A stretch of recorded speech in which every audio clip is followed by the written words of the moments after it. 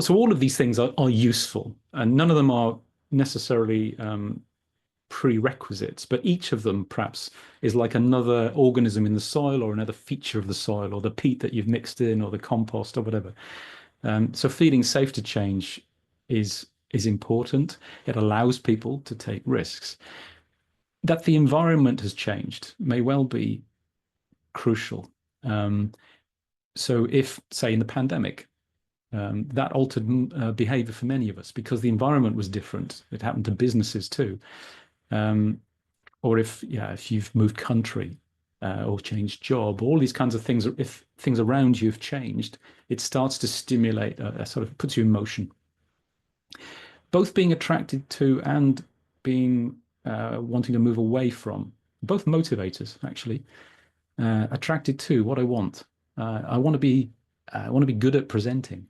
I want to be able to talk to anyone when I walk into a room, like Sophie does. Or I don't want to. I don't want to be terrified of chairing a meeting. Or as somebody said to me once, I've been getting heavier since I was 10, and I don't want to be like that anymore.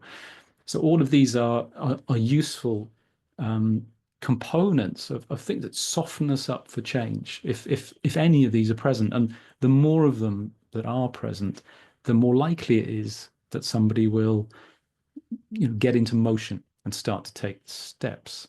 And if we could go to the next one, Hugh, here's some more.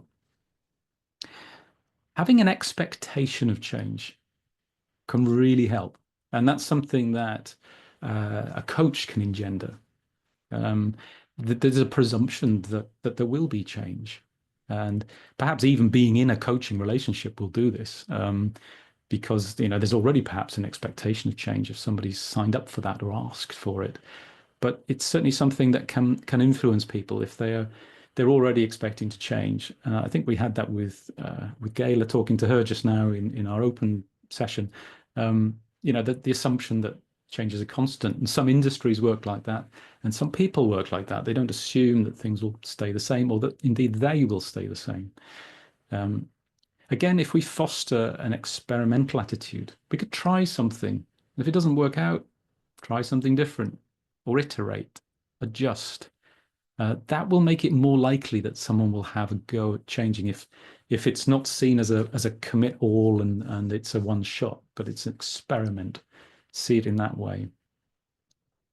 If we're talking about personal change, there's a very powerful question that we can ask, which is, how is my current behavior supporting the current status quo? What am I doing that perpetuates the now situation?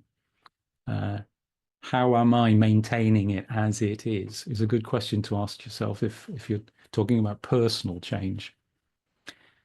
And then this last one, and perhaps maybe for my money, this is the most important. Things that can engender change, a powerful experience, i.e. the engaging of emotion. And this can be positive or negative. It could be somewhat traumatic. Some friends of mine were robbed by armed robbers 2 or 3 years ago, and that has changed their attitude to being in the house and security that they need and what happens at night time. You might have a health scare.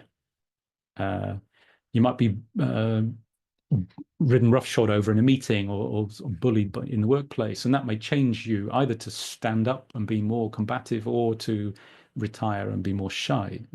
This can change us, but it can be very positive. Could go to a show and see somebody, in the arts, in music or theatre, and think that's what I want to do, or encounter someone in the medical profession when you're young, or a coach or a leader, and think, I want to be like that. I want to do the thing that I see them doing, or the thing they've done for me.